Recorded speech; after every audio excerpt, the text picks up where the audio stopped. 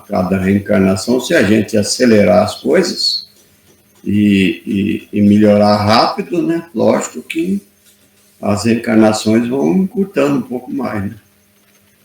Mas a gente está voltando muito rápido para a Terra para poder a gente melhorar, porque a gente não melhora numa existência só. A gente vê aqui, né? Os percalços que aparecem e a gente muitas vezes não sabe lidar com ele, né? Agora mesmo o Dilon estava me chamando a atenção ali, né? Calma, tenha paciência, né? Então a gente é assim, a gente tem os defeitos, as falhas, né? E essa é o de menos, né? Tem as falhas mais grosseiras, né?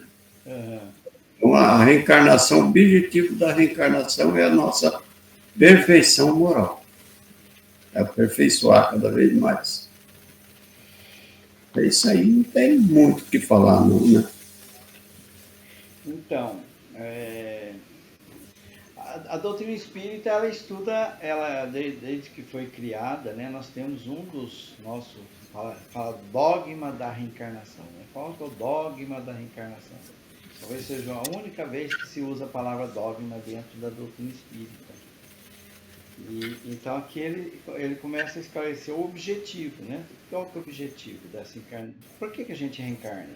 Por que nós viemos aqui na Terra?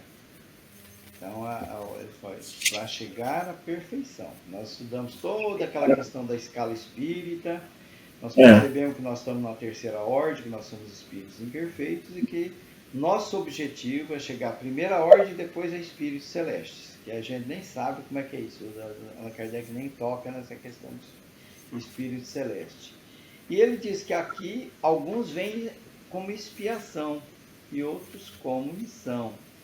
E a gente estuda mais ainda, né, que nós às vezes vemos como missão e também como expiação. Né? Nós temos às vezes as duas condições presentes na nossa vida. O que é expiação? É a gente reparar algumas coisas que nós fizemos lá atrás, né? Buscar consertar algumas coisas que nós fizemos de forma equivocada. Então é isso para alcançar a perfeição. Então ele fala que a gente precisa sofrer as vicissitudes da vida para desenvolver esse aprendizado. E aí nisso é que está a expiação. Né? E visa ainda outro fim, a encarnação, de pôr o espírito em condições de suportar aquilo que lhe cabe na criação. Então, de certa forma, nós também estamos contribuindo com Deus para a obra geral. Tudo na natureza contribui para a criação. Nós também fazemos parte dessa criação de Deus. Assim como tudo, né? Todos contribuem de alguma forma, de forma assim voluntária, outros de forma assim imposta, né? Até a nossa existência aqui, ela contribui para a ordem geral das coisas. Tudo está em tudo. Né? Então, o que eu faço aqui, por exemplo, eu estou aqui na casa do Orlando, eu implico na vida dele, implico na vida do André, da Zi. Quando eu estou lá em Palmas, estou implicando na vida. Então, tudo está envolvido. Tudo tem uma consequência, tudo está... É uma sequência de ações que nós fazemos que implica em tudo. E a sabedoria de Deus coloca isso de forma assim que tudo funciona de forma harmônica, ainda que a gente não perceba isso.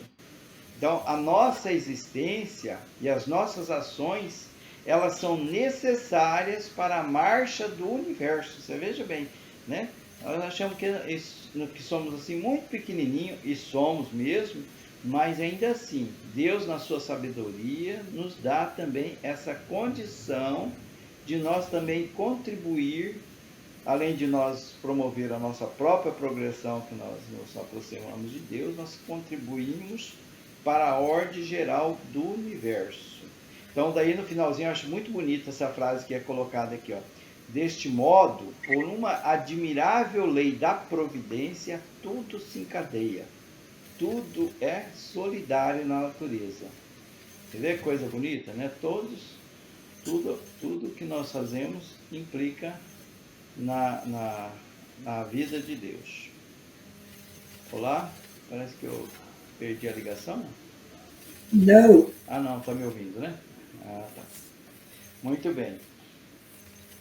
Alguém quer comentar mais sobre essa questão? Essa última questão do item desse título, né, que nós estamos estudando. Daí nós já vamos passar para um outro título, que é a alma. Esse 32 nós terminamos da encarnação dos espíritos e aí começamos um outro título que é a alma. Certo? Não tinha 33? 133. Agora que nós vamos para 133. Isso. Então, alguém quer ler a 133 aí para nós? Ela pode ler só a 133, só, sem que depois tem a 133A, né? Vamos começar por partes. Só a 133, depois 133. Eu leio a 133. Tá, vamos lá. Os espíritos que desde o princípio seguiram a rota do bem têm necessidade da encarnação? Todos são criados simples e ignorantes. Instruem-se através das lutas e das tribulações da vida corpórea. Deus, que é justo, não poderia conceder a felicidade a uns sem sofrimento e trabalho e, por conseguinte, sem mérito. E aí? Vamos começar pela pergunta. Quem que analisa a pergunta? Pode ser você mesmo, Luiz. O que ele está perguntando aí? Faz de conta que é você que está curioso querendo saber. O que você quer saber com essa pergunta? Ele está perguntando se tem espírito que já nasceu totalmente perfeito, assim, né? Sem... Que, assim, ele falou que os espíritos nasceram ignorantes, mas que alguns já seguiram sempre a rota do bem, né? Rota do bem. Não tem conhecimento, mas segue a rota do bem, desde o começo. Não faz mal, desde o começo ele faz bem. Então por que reencarnar? Então, se esses espíritos que seguiram a rota do bem desde sempre, se eles precisam encarnar. Daí o outro falou que sim, mas assim, pelo fato deles serem ignorantes, eles precisam encarnar. Porque ainda tem... A gente poderia fazer uma análise isso aí com a nossa vida aqui na Terra, por exemplo, com a escola.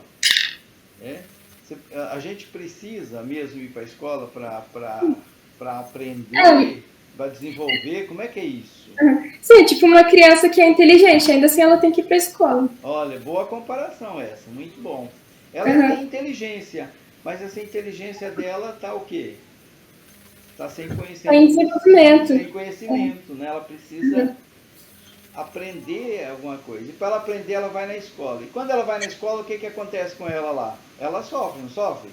Ela tem que exercitar a mente, tem que estudar, tem que fazer prova, né? Às vezes a prova... aí você fala assim, não, mas tem alguns que vai mais rápido, outros mais lento, mas todos vai. Todos têm que passar pela escola, não tem? O aprendizado de uns parece que tem uns que aprendem fácil, outros não, demora mais e tal.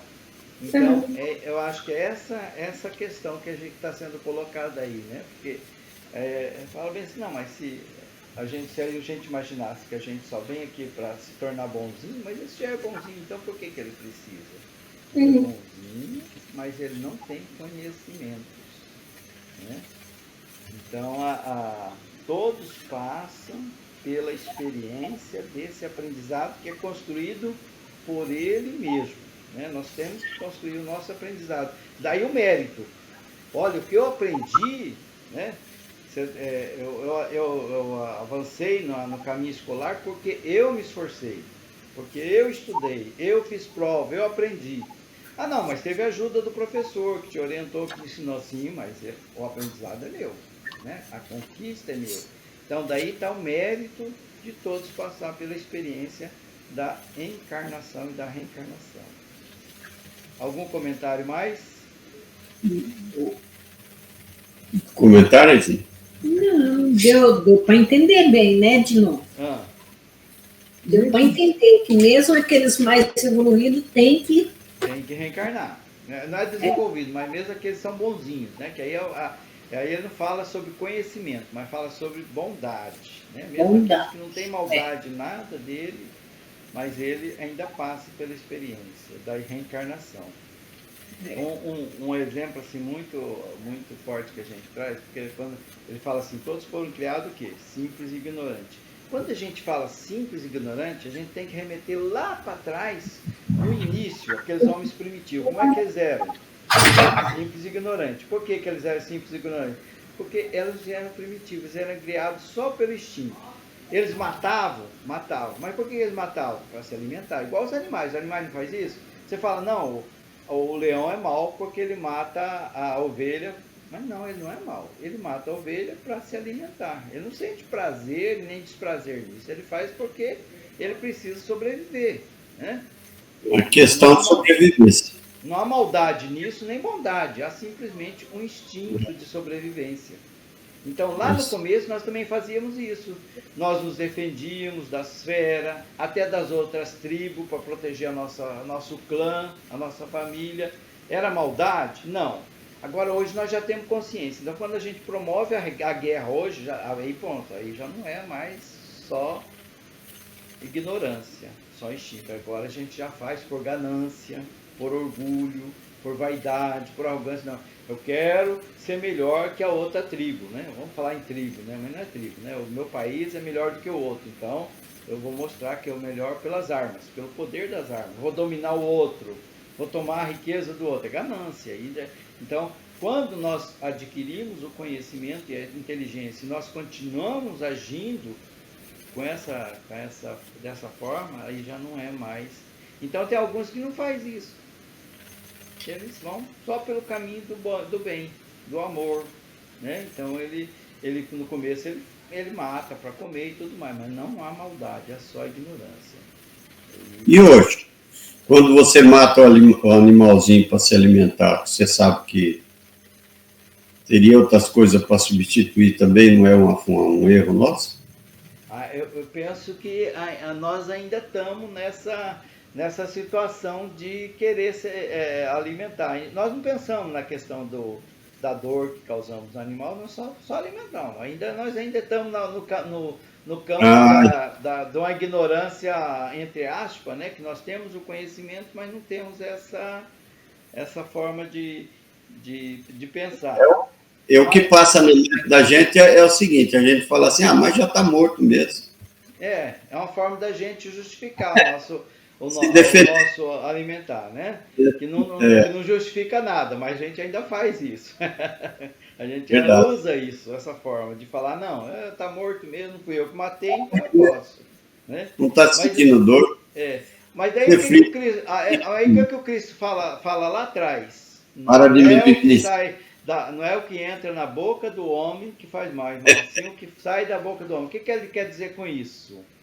Né? Que se eu faço com a intenção de crueldade, de maldade, é uma coisa, né? Mas se eu faço isso só por me alimentar, eu estou sendo talvez omisso, no máximo omisso. Mas eu não estou fazendo assim grandes males. Vai chegar um dia que a minha consciência vai dizer, não, isso não me serve. Isso eu não consigo comer porque eu não consigo mesmo. Aí já é um estado consciencial. Não adianta a gente também fingir, falar, não vou comer os animais, mas eu tenho um monte de coisa ruim dentro de mim.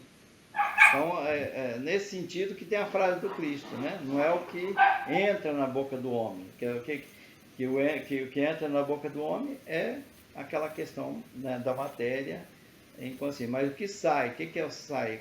Aquela questão da maldade mesmo, da intenção.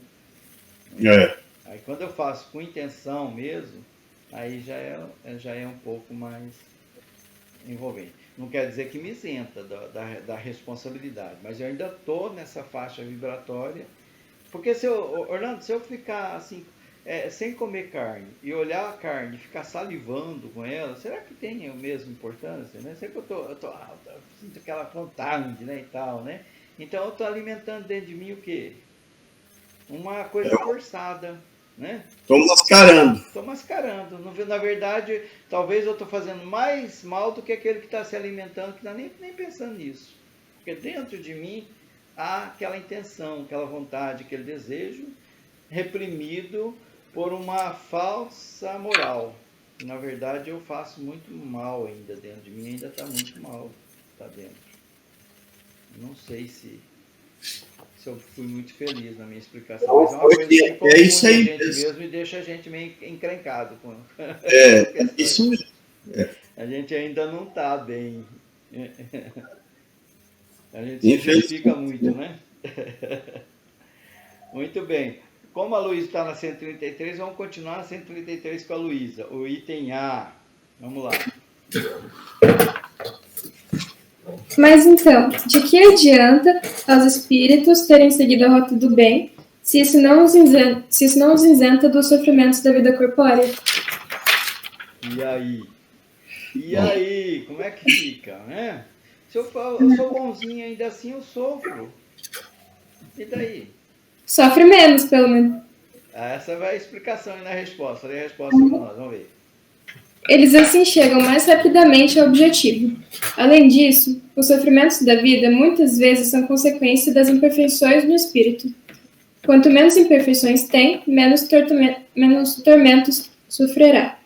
Aquele que não foi invejoso, ciumento, avarento nem ambicioso não sofrerá os tormentos decorrentes desses efeitos. Eu gostei dessa palavra, além disso. Esse além disso, que traz uma carga forte, que nos remete lá para o bem-aventurados aflitos do Evangelho segundo o Espiritismo. Lembra do bem e mal sofrer, que ele explica lá tão bem? Bem e mal sofrer, as causas do sofrimento atuais, as causas dos sofrimentos anteriores. Então ali a gente entende bem melhor essa questão. Alguém quer comentar? Então, os nossos sofrimentos de hoje, eles têm, eu acho que, não tem só um objetivo, né? Porque eu acho que o objetivo principal é evoluir, aprender, né? Quando a gente sofre, a gente aprende muitas coisas. Mas também a gente sofre porque a gente vem de um passado delituoso, né? Cheio de falta, e que a gente não procurou corrigir através do bem, através da reforma moral. A gente continua sendo o mesmo que era. Então a gente reencarna, a gente tem que sofrer para poder aprender, né? A ser melhor. Então, mas aí vamos pensar assim, né? Ele está dizendo assim que nós fomos criados simples e ignorantes e nós seguimos desde o começo o bem. Então nós não temos um passado delituoso nesse caso. Nós temos um passado que nós não fizemos mal, só fizemos o bem. Vamos colocar aquele que desde o começo foi o caminho do bem. Ele só agiu... Digamos o seguinte, você está reencarnado, você reencarnou para melhorar. Sim. Aí quando você veio aqui para a Terra, você já tem uma consciência que você tem que ser melhor, que você não deve guardar ódio, ressentimento, rancor, maledicência. Você tem que ser caridoso, tem que ser bom, tem que ser humilde.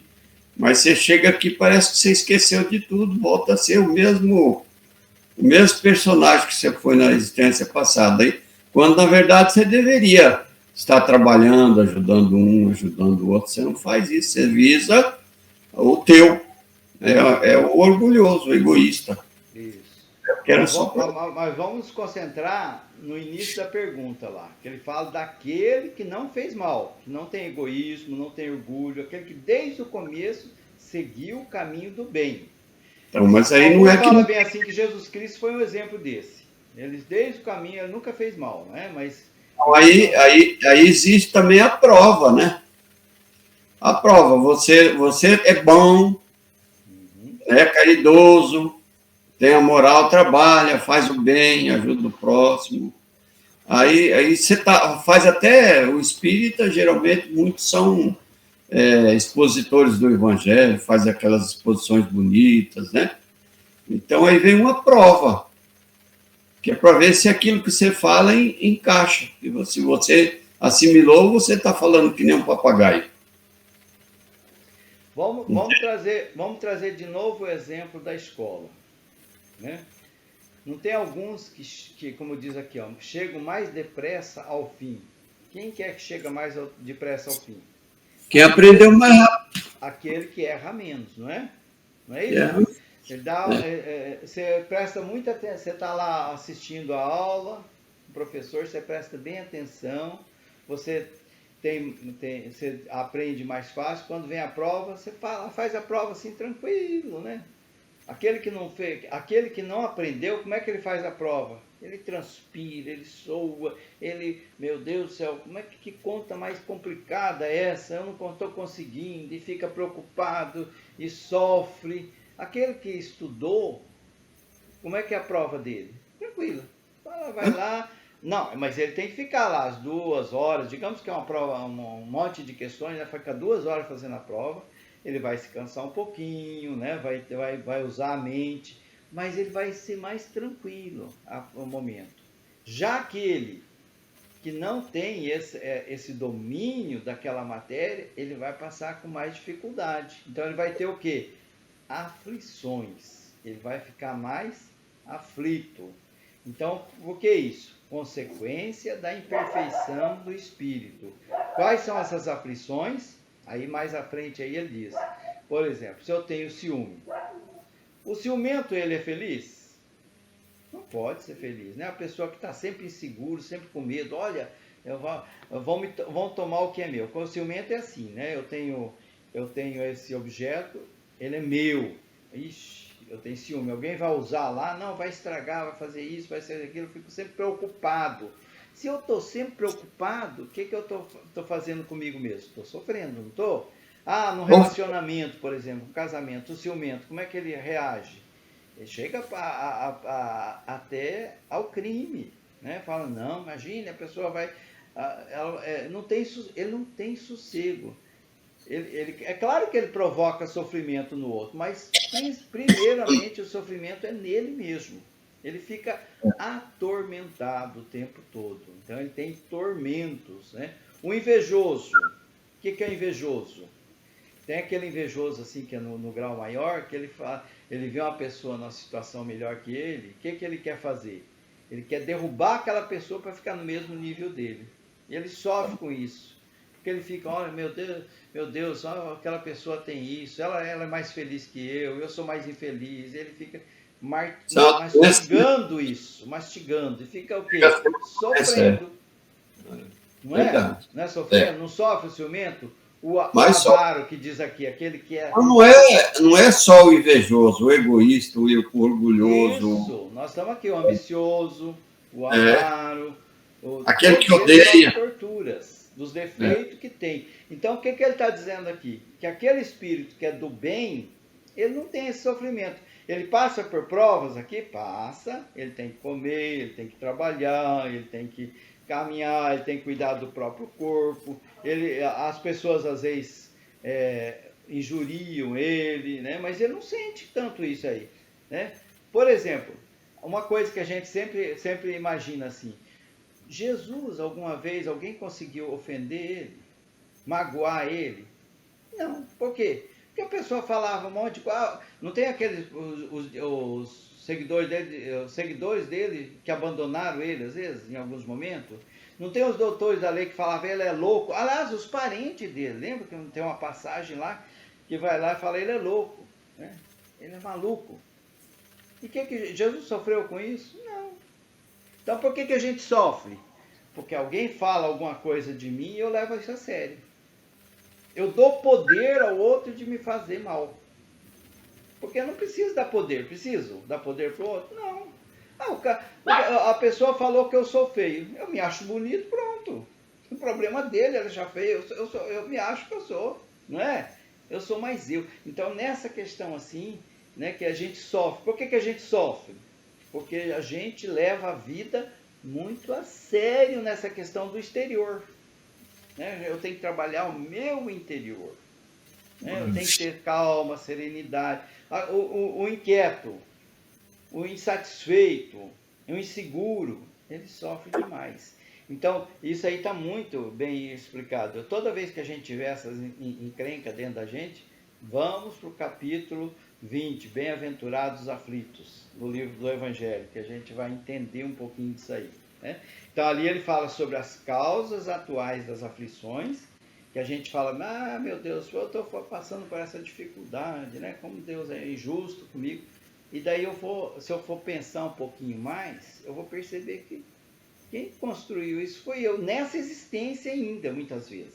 Nessa existência, eu fui imprudente, imprevidente, um monte de coisa, e daí eu Isso sofro a são consequência. errada, E tem né? também a causas anteriores, que daí são questões que eu construí lá atrás. Né? É. E daí eu nasço numa situação difícil. Digamos que eu nasci com a deficiência física, faltando um braço. Aí eu posso, meu Deus do céu, eu sou mais infeliz dos homens. Né? Todo mundo tem 2 braços, só eu que tenho um, que Deus é injusto. Eu sofro. Agora, se eu olho aquilo ali e falo, não, eu tenho outro braço, tenho 2 pernas, eu posso ser feliz sendo assim mesmo, o que vai acontecer? Eu vou sofrer? Não. Tanto. Eu posso ser muito mais feliz que o outro que tem 2 braços. Então, a escolha de ser feliz ou de ser infeliz é minha. Sempre é minha. Porque eu sou insatisfeito, eu acho que eu não tenho o suficiente, né? Eu quero ensinar a Deus, eu acho que Deus não faz as coisas direito, eu preciso ensinar Ele como é que faz. Não é, não? Prepotência, prepotência, né, Lu? Prepotência, arrogância, orgulho. E isso faz a gente o quê? Sofrer. Eu sofro muito com isso, com esses defeitos morais. Então, por isso que ele diz aqui, ó, né? Ele sofre, não isenta, né, de todas as dificuldades, os desafios. Mas eu passo aquele desafio mais leve, que é justamente o que o Cristo fala. Quando a gente está com Ele, o que acontece conosco? O meu jugo é suave e o meu fardo é leve. Por que o fardo é leve? Porque eu passo tranquilo, né?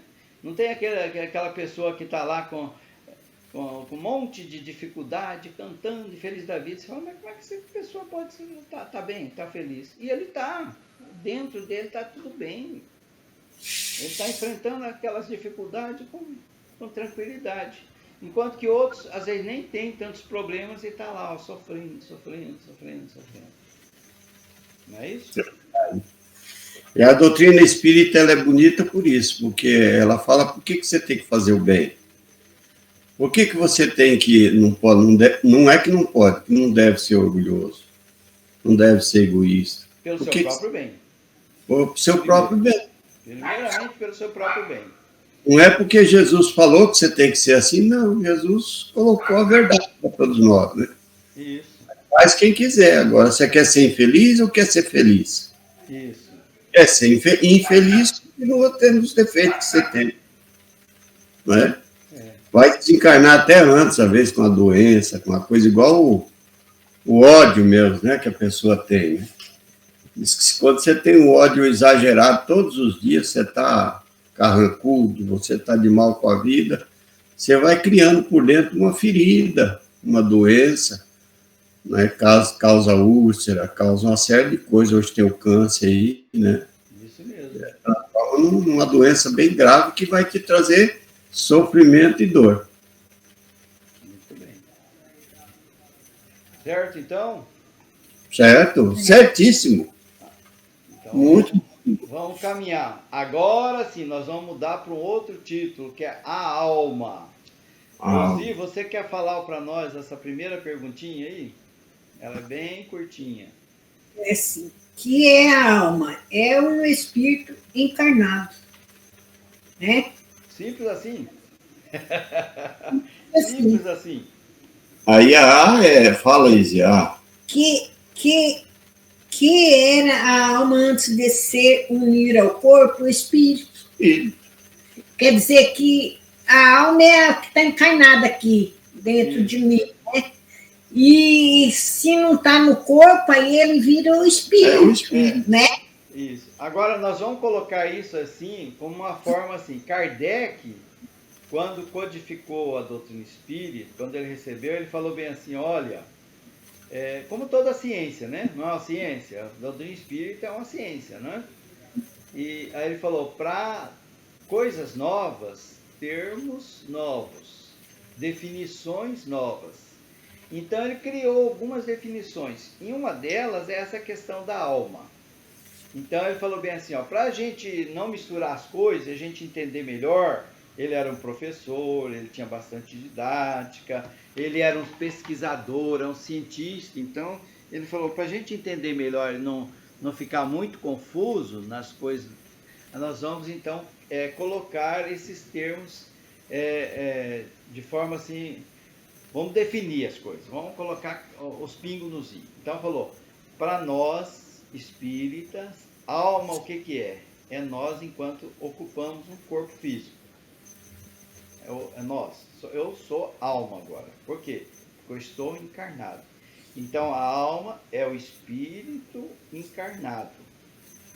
Um espírito encarnado, alma. Mas para nós. Porque você vai encontrar de repente na igreja católica, evangélica, lá, ele fala, não, alma e espírito é a mesma coisa. E é.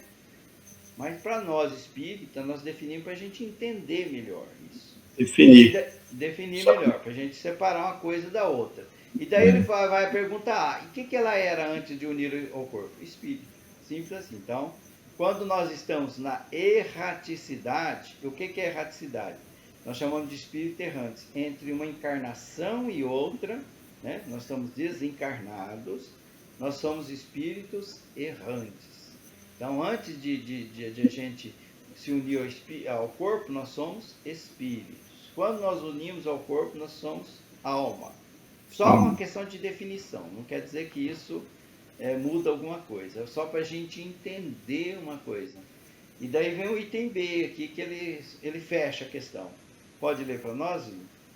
Continuando? Item B da questão. B, né? As almas e os espíritos são, portanto, idênticos, a mesma coisa. É uma pergunta. Não, é uma pergunta. As almas e os espíritos são, portanto, idênticos, a mesma coisa? Sim. As almas não são senão o espírito antes de se unir ao corpo, A alma é um dos seres inteligentes que povoa o mundo invisível, aos quais temporariamente revestem um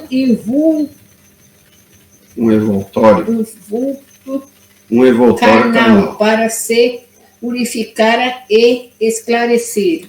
Entendi. Não é isso, está explicado. Está explicado. Então, o que é o nosso corpo? Uma roupa, uma ferramenta, um instrumento para nossa evolução. O que é a alma? Nós. O que é o espírito? Nós. A essência é nós. Não é isso? Eu gosto muito de uma definição do André Martins. Ele fala que o corpo é um casulo. Isso. E nós estamos presos a ele, né? Nós arrastamos aqui nessa terra. Nós estamos presos ao corpo. Certo? Certíssimo. Vamos para a próxima. Vamos para 135. 135. Há no homem alguma coisa além da alma e do corpo? Pergunta. Né? Há o laço que liga a alma e ao corpo. Olha aí. Tem alma, tem corpo, né? O espírito e o corpo. E além disso, o que mais tem? Um laço. Um laço. Essa alma ao corpo. Um laço que nos liga. Aí no A ele vai explicar melhor o que é esse laço. De que natureza é esse laço? Pergunta. Semimaterial, isto é, de natureza intermediária entre o espírito e o corpo. Deu para entender? Sim. É preciso que seja assim, para que os dois possam comunicar-se um com o outro. Por meio desse laço, é que o espírito atua sobre a matéria reciprocamente. Não é o que a gente costuma dizer, os cordões? Esse é o perispírito que ele está falando aí. O perispírito. Esse laço chama perispírito. Perispírito. Isso nós vamos estudar um pouco mais à frente, né? Então, o importante a gente saber aí que ele está explicando que ele é semimaterial. O que é isso? Ele é matéria. Ele é matéria. Semimaterial quer dizer que ele é uma matéria mais sutil, né? Que a gente Mas- às vezes nem percebe, mas ainda assim é matéria, é energia. Como tudo no universo, nós estudamos lá no comecinho do estudo do Livro dos Espíritos, tudo no universo é o quê? Energia. Né? Lembra da molécula elementar, do fluido universal, tudo no e esse fluido cósmico universal, né? E esse fluido, que é formado de energia, também forma o perispírito, né? Que é o intermediário entre o espírito e o corpo. Então, como ele diz assim, ele é o órgão para se comunicar o corpo com o espírito, então ele é o órgão de o quê? De sensações. Através desse corpo, né, que é um corpo semimaterial, nós sentimos, nós percebemos. Então, através dele que o espírito atua sobre a matéria, e a matéria reflete no espírito. Então, essa troca é através desse... Por isso que ele usa, né? A gente às vezes imagina assim, como um fio condutor. É uma comparação, né? Mas não é uma comparação bem perfeita, porque ele é um corpo também. Tem todos os elementos que tem o nosso corpo físico. Então, o nosso corpo físico é uma cópia do perispírito. Porque primeiro nós temos o perispírito. Então, o perispírito é onde está refletido, armazenado, impresso todas as nossas experiências. Né? E ele, então, modela e forma o corpo físico. Lá, quando nós estamos no planejamento reencarnatório, nós estamos modelando. Mas isso aí nós vamos ver mais à frente, quando nós estudar um pouquinho mais sobre o perispírito. Pode continuar nessa mesma questão, né? 135, ainda tem um pouquinho mais que acho que é a explicação de Kardec, né? Aonde que eu parei, que eu já esqueci, vai ou não? Ele fala, portanto, o homem é, portanto, formado de 3 partes essenciais. Aí ele vai explicar cada uma das partes. Primeiro, o corpo é o ser material. Vai ler? O que eu leio? Primeiro, o corpo, o ser material análogo aos animais e animado, pelo mesmo princípio vital. Deu para entender? Vou ler de novo. O corpo, o ser material análogo aos animais, é animado pelo mesmo princípio vital. Então, nós temos um corpo, né? Esse é uma ferramenta que nós falamos. Ele é parecido, semelhante ao animal. É só um corpo. Né? Ele não tem inteligência, não tem... É um corpo, é uma ferramenta, é um instrumento. E o que faz que nos mantém vivo? Fluido, esse princípio animal. Princípio vital. Que em algumas partes aí dos médios, outros falam fluido magnético animal. Esse que nos dá vida, que nos faz estar perfeitamente vivos, né? E que é uma característica de cada um. Né? Eu tenho o meu próprio fluido vital, você tem o seu, e eu tenho outro. Mas eu também posso transferir, como uma transfusão que eu faço de sangue, eu posso transferir fluido vital para você, que é naqueles passe, né? Na forma de cura, a gente compartilha esse fluido vital. Aí tem todo um processo que depois nós vamos estudar um pouquinho melhor. Mas a questão é a gente saber que nós temos o fluido vital e que esse fluido vital é que nos mantém o quê? Vivo. Deu esse fluido vital, a gente morre, desencarna. Quer dizer, a gente não, né? O corpo físico. Permanece vivo o espírito. É que é a vida, né? Ela se extingue. Isso, a vida se extingue quando tem. E é uma coisa bastante assim intrigante, né? Isso que é interessante. A gente percebe assim, a pessoa morreu. Aí digamos que ela não tem nenhum problema físico ali e só saiu o fluido vital dela. A pessoa morreu por, digamos, ela se afogou, né? Daí você tira toda a água do pulmão, deixa ela limpinha, mas ela não volta mais à vida. Por que isso? Porque ela não tem mais aquele fluido vital. desligou. Aquele fluido vital que mantinha ela viva. Ela tem ainda fluido vital, mas é outro tipo. Aquele que fazia ela ficar viva não tem mais, deixou de existir. Né? Então o corpo físico perdeu a sua razão de existir daquela maneira. Certo? Vamos ao parte 2 aí, que fala sobre a alma. A alma, espírito encarnado que tem no corpo a sua habitação. Acabamos de falar, né? Habitação é um termo bacana, né? Para a gente entender, né? Então, habitação. O espírito habita no corpo. A casa. Enquanto a casa tem o princípio vital, né? Lembra da tartaruguinha? A tartaruguinha tem a casquinha dela lá, a casinha dela. Nós temos o que como nossa casinha? O nosso corpo físico. A gaiolinha nossa. A nossa gaiolinha. É uma gaiola que nos prende. Nos prende. E vamos cuidar direitinho desse corpício aqui para ele ficar sempre vivo, sempre bonito, né? Sempre... Cuidar do corpo. Todos aqueles cuidados físicos, né? De ginástica, de boa alimentação e principalmente aqui, ó. A mente. Controlar as nossas emoções, os nossos sentimentos, que isso reflete o nosso corpo físico. Sempre, né? A pessoa... nós cada vez a gente entende melhor isso, né? Toda vez que eu penso, eu sinto, reflete no meu corpo. Eu crio várias enfermidades físicas, por isso chama psicossomática, por conta do meu comportamento emocional, reflete no corpo. Essa outra questão de número 3, ela envolve um pouquinho mais de comentário, né? Pode falar sobre ela.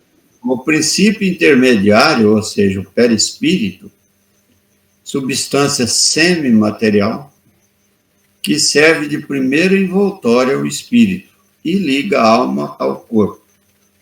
Tais num fruto, o germe, o perisperma e a casca. Vai lá, Luísa, você que faz biologia, explica isso para nós. Explica, Luísa. Isso aí tem a ver com a questão do... ela faz uma analogia, né, com fruto. Vamos lá.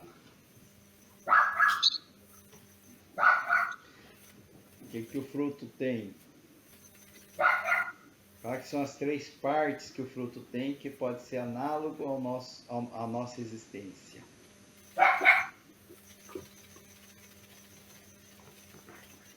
Acho que você está com o microfone desligado. O fruto ele é tipo o ovário da flor. A flor ela tem ali o ovário dele, daí vai enchendo açúcar, principalmente, vai enchendo a comida que vai nutrir aquele fruto. E daí ele vai crescendo, vai virando uma fruta bonitinha. E daí, eu acho que o que ele quis dizer com esse germe é como se fosse essa comidinha que tem dentro do fruto, sabe? Toda essa que vai alimentar a semente. Então, não, na verdade, acho que esse germe ele quis dizer foi a semente. Tem a semente no fruto, e em volta da semente, tipo uma maçã. Aí tem a fruta. E essa fruta, ela vai servir tipo de energia para a semente poder virar uma árvore. E daí a casca que é o que protege o fruto. Eu acho que uma comparação assim mais assim que a gente visualiza melhor seria o abacate. O que você acha? O abacate tem a semente, aquela sementona grandona. Aquela sementona grandona sou eu, o espírito. Isso. Aí vem aquela parte que a gente come ali, né? Que seria o quê, então? Então... Perisperma. Seria isso? E a casca seria? E a casca é aquela casquinha fininha do abacate que é... Mas ela representaria o quê? O fruto seria então, o espírito, o perisperma seria o perispírito e a casca o corpo. É que a gente tá vendo a casca muito fininha, né? A gente queria uma casca mais grossa, queria um corpo mais robusto. Talvez o abacate então não sirva. A gente tem que comparar com outro fruto, quem sabe? Eu acho que é a jaca. A jaca. Tá. Só que a jaca daí teria vários espíritozinhos, né? Que ela tem muita semente. Perfeito, então, porque daí nós somos os imperfeitos, cheio de espinho para atacar os outros, a gente não se cuidar. Eu trouxe abacate porque é uma semente só, né? Mas a jaca. Meu tio, a jaca, assim, a parte externa da jaca somos nós mesmos, é o espírito, o nosso corpo, porque a gente está sempre espinhando alguém, mas tem que se controlar para não machucar. Perisperma, que está no perímetro, né? Mano, é 8h10 já, viu? Oi? 8h10. 8h10? 20 horas e 10 minutos. Certo. É que hoje nós começamos um pouquinho mais tarde, né? Que eu me atrapalhei. Não deu tudo certo, é como você falou, não. Calma, Orlando. Você só pela calma que você Calma, não tem Orlando. muito. Vamos fazer a 136? Só um pedacinho, né? Quer que eu leia 136? Isso. Tá. A alma independe do princípio vital? O corpo não é mais do que um envoltório, repetimos-lo constantemente. É interessante como é que ele responde, né?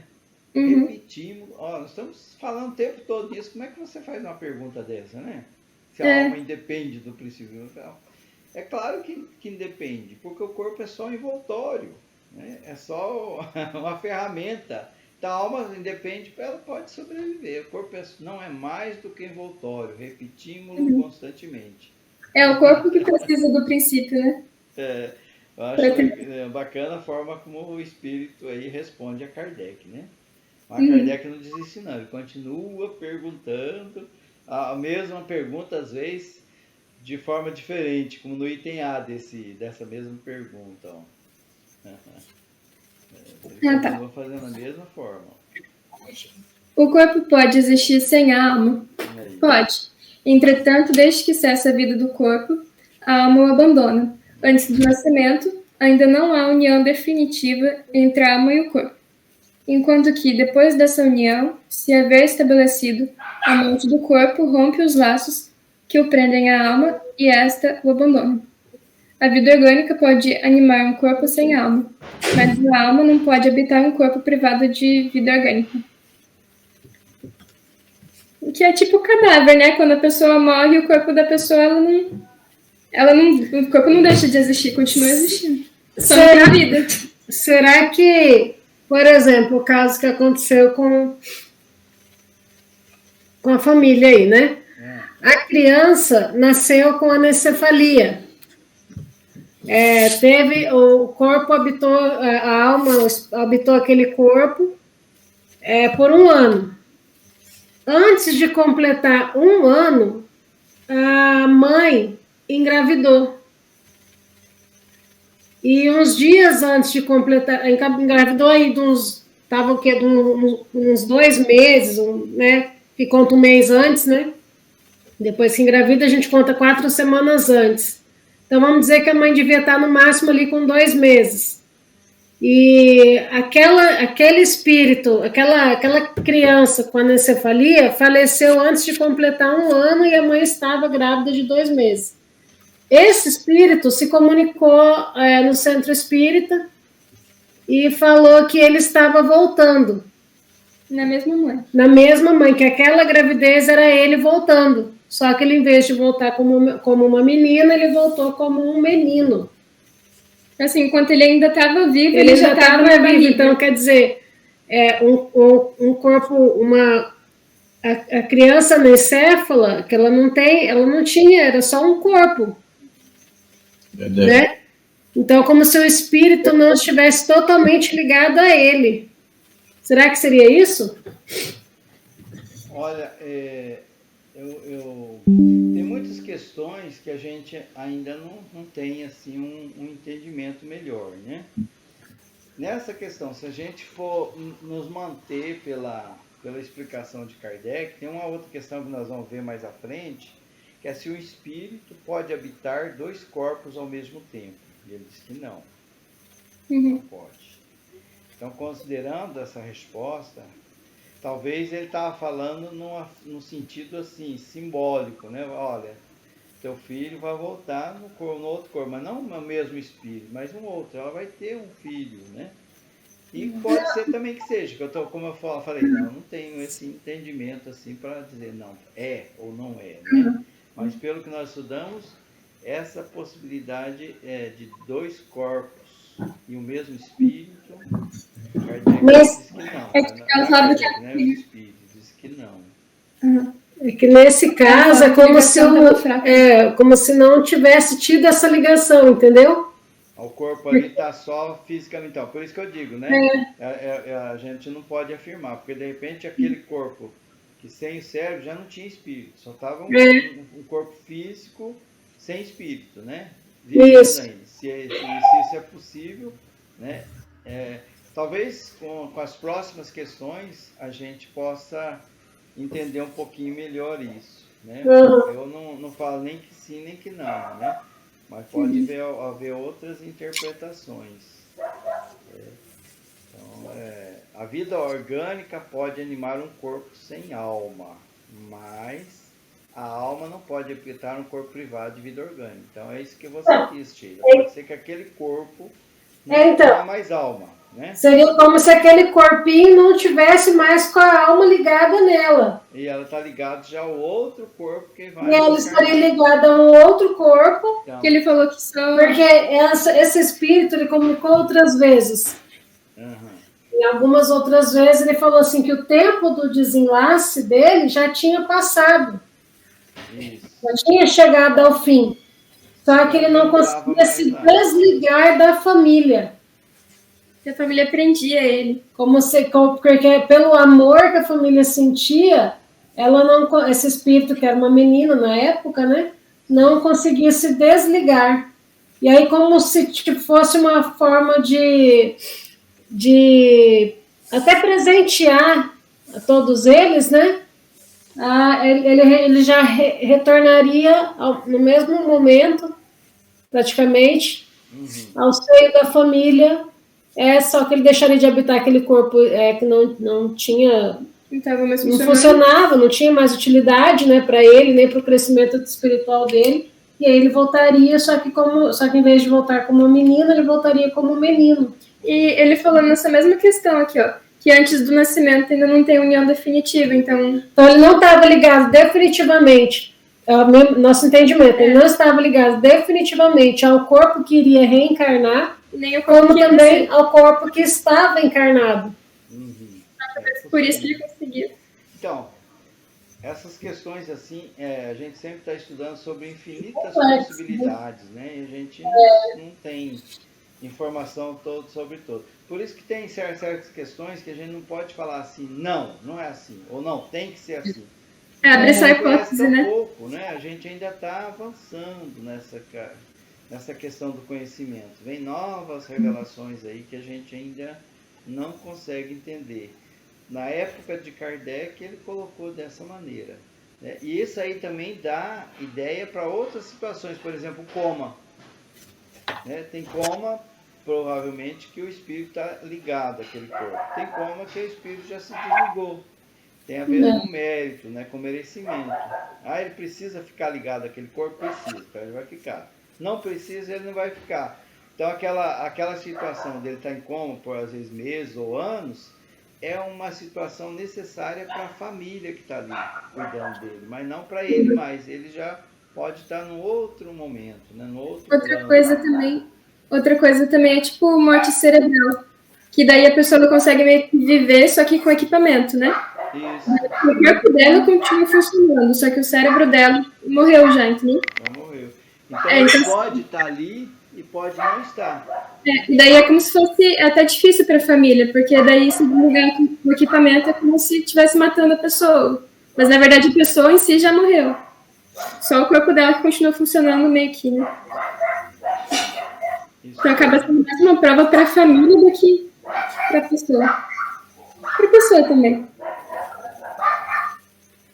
Orlando, nós encerramos ou vamos fazer o item B ainda? Que só tem o item B dessa questão. O que você acha? É 8h20 já, né? Mas você que sabe. que ainda tem um... Faz só para terminar a questão. Curtinho esse item B.